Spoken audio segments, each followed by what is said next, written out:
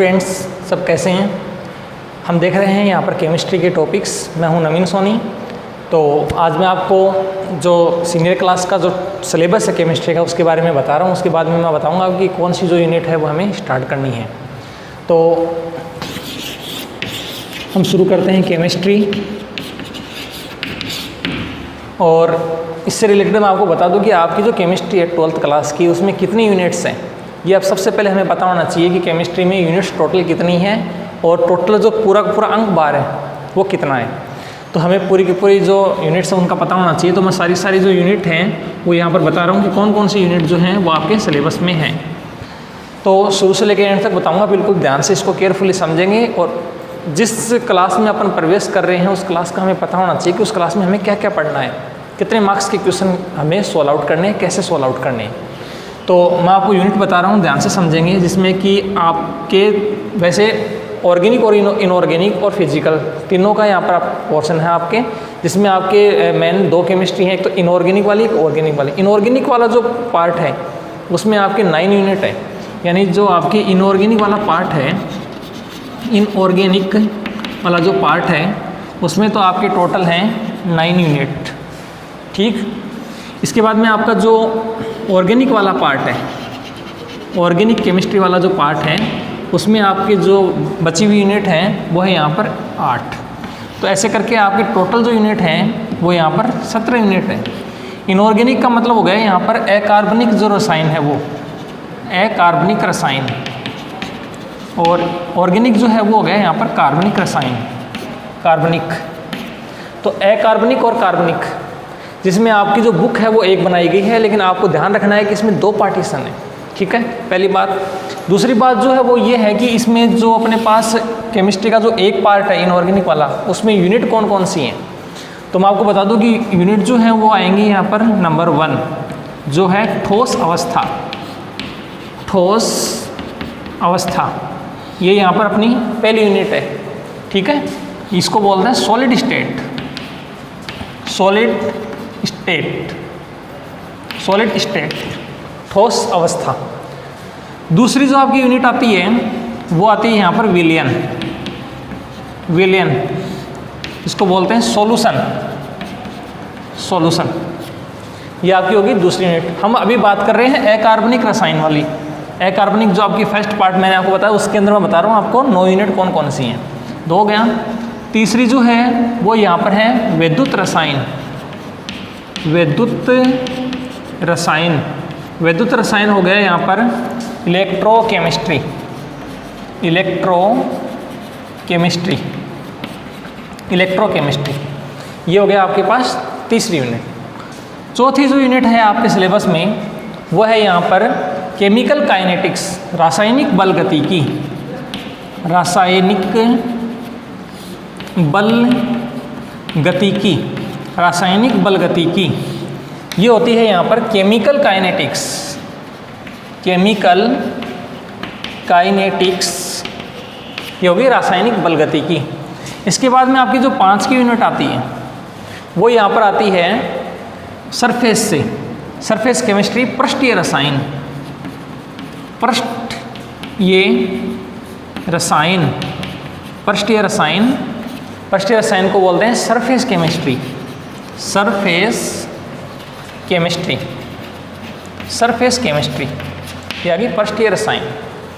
इसके बाद में नंबर 6 यूनिट आती है, वो आती है यहाँ पर तत्वों के निष्कर्षण के सिद्धांत, तत्वों के निष्कर्षण के सिद्धांत। तो ये यूनिट आती है आपकी 6 नंबर। तो ये यूनिट जो है इसको बोलते हैं मेटलर्जी वाली, मेटलर्जी वाली, मेटलर्जी नंबर 6। इसके बाद में 7 की जो यूनिट आती है आपकी, 7 का जो अध्याय है आपका वो आता है यहाँ पर पी ब्लॉक एलिमेंट से, पी ब्लॉक के तत्व, पी ब्लॉक के तत्व, इसको बोलते हैं P block elements, P block elements, P block elements. इसके बाद में 8 की जो यूनिट आती हैं वो आपकी आती है D block, D and F, D व एफ ब्लॉक डी व एफ ब्लॉक के तत्व, D and F block elements, D and F block elements, D and F block elements. उसके बाद में आपकी आती है 9 की यूनिट नंबर 9, जो आती है यहाँ पर उप सह संयोजक यौगिक से, उप सह संयोजक यौगिक, उप सह संयोजक यौगिक। ये जो यूनिट है इसको बोलते हैं अपन कोऑर्डिनेशन कंपाउंड, कोऑर्डिनेशन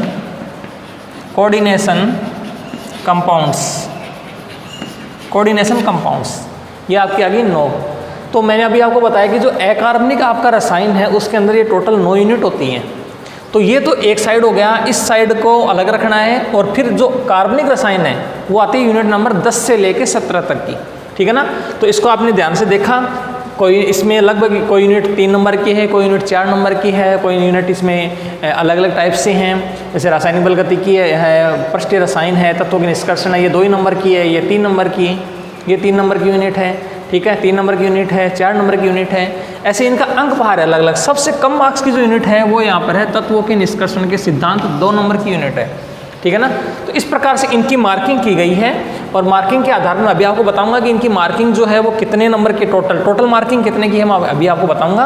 और कैसे इसके अंदर अपने को क्वेश्चन जो है वो सॉल्व आउट करने हैं। तो इतना आपको समझ में आ गया होगा, जिसमें मैंने अभी बताया आपको अकार्बनिक रसायन के बारे में, जिसके अंदर 9 यूनिट है। इसके बाद हम चर्चा कर रहे हैं यहाँ पर कार्बनिक रसायन की। जो आपके पास दूसरे वाला पॉइंट है कार्बनिक रसायन, उस कार्बनिक रसायन में कौन कौन से चैप्टर्स आते हैं वो अभी हम डिस्कस करने वाले हैं अभी यहीं पर ही। तो अब हम देख रहे हैं, अभी मैंने 9 तक बताया था आपको।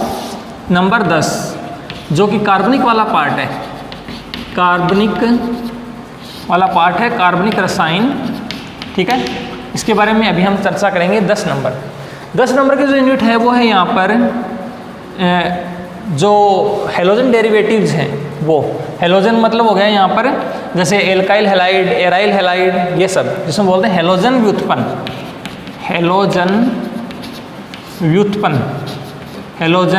व्युत्पन्न, जिसके अंदर अपन पढ़ेंगे यहाँ पर हेलो एल्केन, हेलो एरीन, ये यूनिट अपन पढ़ेंगे। Halo alkane and hello arene, halo alkane and hello arene, जो कि आपकी 10 नंबर की यूनिट है। इसके बाद में 11 नंबर की जो यूनिट आती है वो आती है यहाँ पर ऑक्सीजन युक्त क्रियात्मक समूह वाले कार्बनिक यौगिक, ऑक्सीजन युक्त क्रियात्मक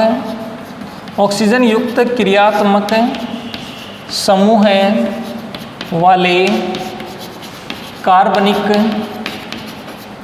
यौगिक, ऑक्सीजन युक्त क्रियात्मक समूह वाले कार्बनिक यौगिक, जिसके अपने पार्ट बोलेंगे फर्स्ट। इसमें 2 हैं ये पार्ट फर्स्ट, जिसके अंदर अपने को पढ़ना है alcohol, phenol and ether, alcohol, phenol and ether, ये अपने को देखना है। ये हो गया नंबर 11।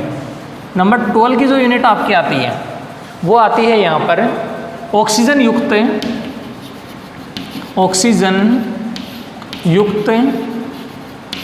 क्रियात्मक समूह वाले कार्बनिक यौगिक, जो आपकी है सेकंड। इसके अंदर अपने को क्या देखना है, एल्डिहाइड, इसके अंदर हमें देखना है एल्डिहाइड, कीटोन और carboxylic acid, aldehyde, ketone and carboxylic acid, ऐसे करके आ गया यूनिट नंबर 12। तो 11 की और 12 की नाम सेम है, लेकिन इसके अंदर कंपाउंड है वो अलग अलग है। एल्कोहल, फिनॉल, ईथर आएगा इसमें आएगा aldehyde, ketone and carboxylic acid. इस प्रकार से 12 नंबर 13 जो यूनिट है वो आती है यहाँ पर नाइट्रोजन युक्त क्रियात्मक समूह वाले कार्बनिक यौगिक, नाइट्रोजन युक्त क्रियात्मक समूह वाले कार्बनिक नाइट्रोजन युक्त क्रियात्मक समूह वाले कार्बनिक यौगिक जिसके अंदर अपने को पढ़ना है एमाइन, एमाइन, ठीक है, ये आ गया। इसके अलावा इसके अंदर आएगा एमीन हो गया।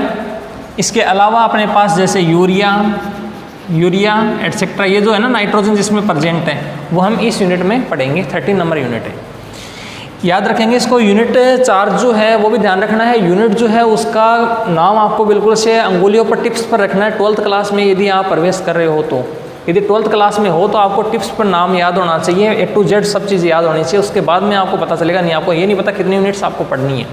तो 13 हो गया। इसके बाद में नंबर आती है 14। 14 जो आती है 14 नंबर वाली, वो आती है जैव अणु। जैव अणु इसको बोलते हैं बायोमोलिक्यूल्स, बायोमोलिक्यूल्स, ये हो गया जैव अणु। जैव अणु के बाद में इसमें अपन जैविक जो चीज़ें हैं उसके बारे में अध्ययन करेंगे। जैव अणु 14 नंबर होगी। इसके बाद में आती है नंबर 15 यूनिट। 15 की जो यूनिट है वो यहाँ पर आती है पॉलीमर, जिसको बोलते हैं बहुलक, बहुलक पॉलीमर, पॉलीमर बहुलक जो कि 15 नंबर की यूनिट है। इसमें पॉलीमर वगैरह सब आ जाएंगे। आपके 10th क्लास में भी थे और अभी भी हैं। 10th क्लास में थोड़े थे, अभी 12th में ये पॉलीमर का बहुलक का जो पूरी की पूरी यूनिट है वो है। इसके बाद में आती है यूनिट नंबर 16। बहुलक के बाद वो जो यूनिट है वो है यहाँ पर त्रिविम रसायन, त्रिविम रसायन, त्रिविम रसायन, स्टीरियो केमिस्ट्री, स्टीरियो केमिस्ट्री, त्रिविम रसायन। स्टीरियो केमिस्ट्री के बाद में लास्ट जो यूनिट आती है नंबर 17, वो यूनिट आती है यहाँ पर दैनिक जीवन में रसायन, दैनिक जीवन में रसायन, दैनिक जीवन में रसायन मतलब chemistry in everyday life, chemistry in everyday life, chemistry in everyday life. इस प्रकार से आपने देखा कि टोटल आपके 17 यूनिट्स हैं। मैंने आपको बताया 9 जो है वो अकार्बनिक में है, 8 जो है वो कार्बनिक में है। जिसमें कार्बनिक में कौन कौन सी है? हेलोजन भी उत्पन्न है, ऑक्सीजन युक्त क्रियात्मक समूह वाले कार्बनिक यौगिक हैं जिसमें एल्कोहल, फिनोल, ईथर हमें पढ़ना है। ऑक्सीजन युक्त क्रियात्मक समूह वाले कार्बनिक यौगिक हैं, यूनिट नंबर 12 की है, जिसमें हमें एल्डिहाइड, कीटोन, कार्बोक्सिलिक एसिड पढ़ना है। नाइट्रोजन युक्त क्रियात्मक समूह वाले कार्बनिक यौगिक हैं जिसमें हमें एमीन, यूरिया ये सब पढ़ना है। जैव अणु है बायोमोलिक्यूल्स, जिसके अंतर्गत अपने को glucose, fructose, maltose, lactose etcetera ये सब जो चीज़ें हैं ना वो सारी इसमें पढ़नी है। इसके बाद में आता है बहुलक पॉलीमर, जिसके अंतर्गत अपने को हम देखोगा पीवीसी, वीसी ये सब जो चीज़ें आती हैं, पीवीसी से वीसी से पीवीसी बन जाता है, इस टाइप की जो चीज़ें सारी वो बहुलक के अंतर्गत आती है। आपने टेफ्लॉन का नाम सुना होगा, नाइलॉन का नाम सुना होगा, सारी चीज़ें जो हैं वो बहुलक में आती हैं। इसके बाद त्रिविम रसायन या स्टीरियो केमिस्ट्री, जिसमें स्टेरिक हिंड्रेंस वगैरह वो देखेंगे, स्टेरिक इफेक्ट क्या होता है वो देखेंगे, मतलब त्रिविम बाधा कहाँ आ जाती है वो सब देखेंगे। कोई कंपाउंड है वो आपने देखा होगा कि एक कार्बन है उसके ऊपर एक इस प्रकार से लिख देते हैं, एक लाइन ऐसे बना देते हैं, एक लाइन ऐसे बना देते हैं। तो ये जो त्रिविम जो चीज़ें हैं वो सारी हम त्रिविम रसायन के अंतर्गत देखेंगे कि कोई भी कंपाउंड है वो त्रिविम रूप में कैसे दिखाई देता है। आप जो एग्जाम्पल पढ़ते हो वो 2D में पढ़ते हो, हम 3D इसके अंदर पढ़ेंगे। दैनिक जीवन में रसायन, जिसके अंतर्गत क्या टैबलेट्स वगैरह जो हैं उनका अध्ययन अपन करेंगे। जैसे आप मतलब जो भी डॉक्टर वगैरह आपको दवाई देता है तो वो दवाई कैसे देता है, उस दवाई का क्या प्रयोग है, वो दवाई आपके लिए क्या उपयोगी है कि नहीं है, उपयोगी है तो कैसे है, हम उसको कैसे काम में ले सकते हैं, दवाई हमारे शरीर में कैसे काम करती है, वो सारी जो चीज़ें हैं वो यहाँ पर आएगी दैनिक जीवन में रसायन। तो इस प्रकार आपने अभी देखा कि आपकी टोटल 17 यूनिट थी, ठीक है।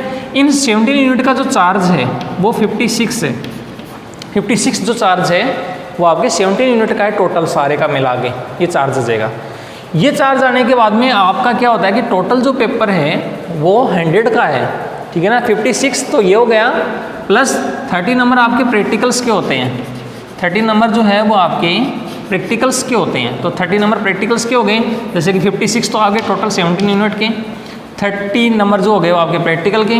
बाकी जो अपने स्कूल की तरफ से जाते हैं, जिसके अंतर्गत आप देखते हो हाफ ईयरली तक का जो मार्क्स है, जो अपने सत्रांक जिसको बोलते हैं, ठीक है। तो वो सत्रांक जो होते हैं वो जो स्कूल की तरफ से जाते हैं वो जो होते हैं वो यहाँ पर होते हैं 14 मार्क्स के। तो इस प्रकार से आप टोटल देखेंगे तो आपका 100 मार्क्स हो जाता है, ये 100 मार्क्स। तो ऐसे करके आपका 100 नंबर का पेपर आता है, टोटल सत्रांक वगैरह सब मिला के। तो इसमें आपको क्या करना होता है, 56 नंबर की बढ़िया तैयारी है, ये बढ़िया आपका प्रैक्टिकल बढ़िया चला जाता है, आपकी हाफ ईयरली तक के जो मार्क्स हैं वो अच्छे आ रहे हैं। मतलब 14 नंबर जो है उसके अंदर भी क्या होता है 7 + 3 + 3 + 1 इस प्रकार से रेशियो होता है, जिसके अंदर आपकी हाफ ईयरली तक के मार्क्स देखे जाते हैं 7 नंबर, मतलब जितना भी आया उसका 7 से देखे जाते हैं। उसके बाद में आपका 3 नंबर जो है वो आपका जो आपके फर्स्ट सेकंड थर्ड टेस्ट होते हैं उनमें से आता है।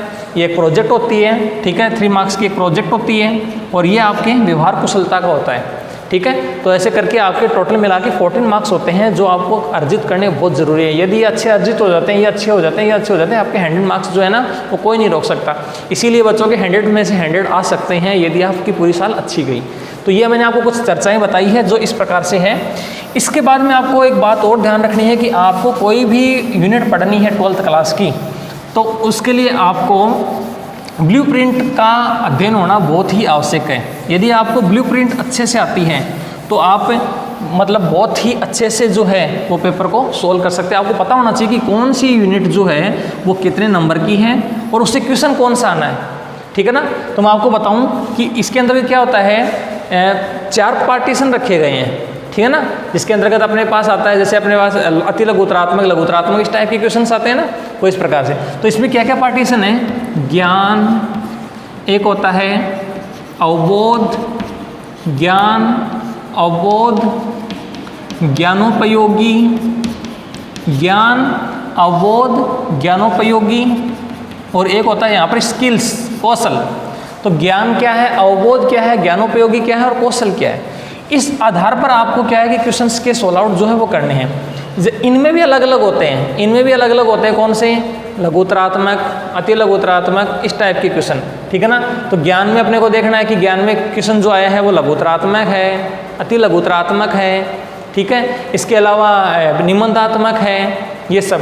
तो ये सारी चीज़ें जो है ना वो सब इसके अंदर भी पार्टीशन बनते हैं, इसके अंदर भी पार्टीशन बनते हैं, इसके अंदर भी बनते हैं, इसके अंदर भी बनते हैं। उस आधार पर हमें पता होना चाहिए कि कौन सी यूनिट कैसे है। जैसे कि आप देखें सॉलिड स्टेट, तो सॉलिड स्टेट जो है उसमें ज्ञान, अवबोध, ज्ञानोपयोगी और कौशल, उनमें से ज्ञान पर क्वेश्चन आते हैं, ठीक है, और अवबोध पर क्वेश्चन आते हैं, ठीक है। तो अपने को वो पता रहेगा, तो उसके आधार पर हम क्या है कि किसी भी क्वेश्चंस का सोल्व आउट जो है वो आसानी से कर सकते हैं। तो ये ज्ञान, अवबोध, ज्ञानोपयोगी और कौशल का सिस्टम है, जिससे हम आसानी से कोई भी क्वेश्चंस है उनका सोल्व आउट कर सकते हैं। ये यदि अपने को देखा जाए, ये पूरी ब्लूप्रिंट देखी जाए, तो ये भी टोटल जो होती है वो 56 मार्क्स की होती है।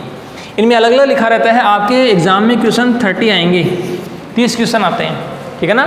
ये आपकी एक रूपरेखा मैं बता दूं कि 30 क्वेश्चन आते हैं। 30 क्वेश्चन में से क्या होता है, 1 से लेके 13 तक, ठीक है, 1 से लेके 13, फिर 14 से लेके 24 तक, फिर 25 से लेके 27 तक क्वेश्चन, फिर 28 से लेके 30 तक के क्वेश्चन आते हैं। 1 से लेके 13 तक जो क्वेश्चन आते हैं वो 1 नंबर के आते हैं। अब 1 नंबर का क्वेश्चन है, 13 आ गई, तो यहाँ से आपके 13 नंबर बन गए। 1 से लेके 13 तक में 1 नंबर का क्वेश्चन है, 13 है, तो 13 नंबर बन गए। 14 से लेके 24 तक जो है वो यहाँ पर 2 नंबर के आते हैं, ठीक है ना। अब 14 से 24 तक कितने हो गए, 14, 15, 16, 17, 18, 19, 20, 21, 22, 23, 24, 11 हो गए। तो मल्टीप्लाई 11 हो गया, तो यहाँ पर ये 22 नंबर ये बन गए। 25, 26, 27 ये 3 नंबर का आता है। 25, 26, 27 3 नंबर का है, 3 ये 9, ये 9 यहाँ से हो गए। 28, 29, 30 ये 4 नंबर का आता है। 28, 29, 30 जो कि 4 नंबर का क्वेश्चन आता है और 3 है ये, तो ये 4 3 12। टोटल जोड़ते हैं इसमें, तो 3, 2, 5, 2, 7, 7 और 9 कितने हो गए, 16, तो यहाँ पर 6। फिर इसके बाद में बच गया 1, 1, 2, 2, 4, 1, 5, तो मतलब 56। ऐसे करके आपके टोटल 56 नंबर के जो क्वेश्चंस हैं वो पुट हो जाते हैं 1, 2, 3, 4 नंबर से। तो ये आपको विशेष ध्यान रखना है कि आपका जो क्वेश्चंस है वो कैसा है। इसके अलावा मैं आपको एक बात और बता दूं कि 25, 26 और 27 का जो क्वेश्चन आता है, 25, 26 और 27 का जो क्वेश्चन आता है, मतलब वो आता है यहाँ पर 25 और 26 का क्वेश्चन, मेन जो है वो 25 और 26 का क्वेश्चन जो है उसमें क्या होता है, एक पद्यांश देते हैं, ठीक है। एक जो पद्यांश है वो यहाँ पर मिलता है अपने को, एक पद भाग देते हैं। उसके अंदर क्या आ गई, जैसे कौन सी यूनिट से दे दिया, बायोमोलिक्यूल से दे दिया, ठीक है, जैसे बायोमोलिक्यूल है वहाँ से आ गया, या आपका जो सरफेस केमिस्ट्री है वहाँ से आ गया। तो सरफेस केमिस्ट्री में दे दिया कि जैसे कि इस प्रकार से ऐसा ऐसा होता है, इसके अंदर ये कोई भी कंपाउंड है वो ऐसे जुड़ा रहता है, वो इस पर ये होता है, ये इलेक्ट्रोफोरेसिस की प्रक्रिया होती है, विद्युत जो गमन है वो प्रक्रिया इस प्रकार से चलती है। वो सारी जो प्रोसीजर है वो पद्यांश में सारी दे देंगे। फिर इसके बाद में नीचे क्या होगा, 3 क्वेश्चन आएंगे। ये दिखा रखे हैं ना 25, 26, 27 का 3 नंबर का जो क्वेश्चन है, इसमें क्या होगा, पूरा पद्यांश इस प्रकार से देने के बाद में 3 क्वेश्चन देंगे, 1, 2 और 3। इन तीनों के आंसर जो है वो इसके आधार पर देने हैं। इससे पता चल जाता है कि ये यूनिट जो है इस यूनिट से आपके क्वेश्चन पूछे गए हैं और इनमें से देख के आपको देने पड़ते हैं। तो वो 25 और 26 का है।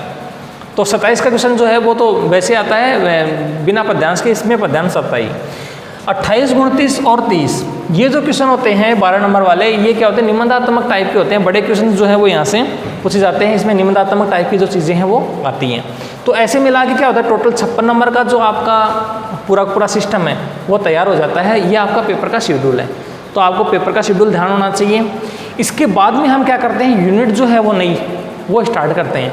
तो यूनिट जो है वो अपन कार्बनिक से भी स्टार्ट कर सकते हैं और अकार्बनिक वाला जो पोर्शन है वहाँ से भी स्टार्ट कर सकते हैं। लेकिन स्टूडेंट्स आपको ब्लूप्रिंट जो है उसका विशेष ध्यान रखना है। यदि आपको ब्लूप्रिंट नहीं आती है तो आप बिल्कुल से सीखेंगे, क्योंकि वहाँ से सीखने के बाद में आपको पता चलेगा कि हमें भाई जिस क्लास में हम प्रवेश कर रहे हैं उस क्लास में जाने से पहले हमें ये तो पता होना चाहिए कि कौन सी यूनिट कितने नंबर की है, कैसी है, क्या है। यदि हम ऐसे ही पढ़ते जा रहे हैं, हमें पता ही नहीं कौन सी यूनिट कितने की, तो हम उस जो अच्छे मार्क्स आने चाहिए उतने मार्क्स हम नहीं ला पाते हैं और फिर हमें अपने आप पर वैसे होता है कि अपन अच्छे मार्क्स नहीं ला सके।